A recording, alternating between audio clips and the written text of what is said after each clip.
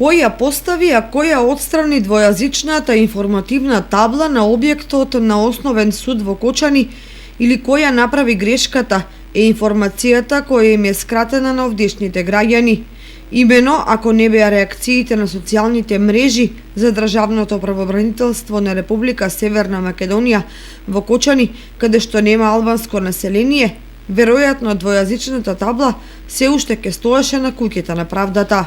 По овој свој виден таблоинформативен инцидент, граѓаните се сомневаат дека се работи за грешка, бидејќи логично е некој да наредил изработка на таблата, нејзино поставување на објектот и на крај отстранување и враќање на старата. И се прашуваат дали експресното тргање на двојазичната е привремено заради изборите, за понив пак да се истакне на зидот, дотолку повеќе што двојазични табли веќе се поставени на други институции со седиште во градот. Реакциите се жестоки, бидејќи предлог законот за употреба на јазиците вели дека двојазични табли на државни и други институции се задолжителни во населени места со албанско население над 20%.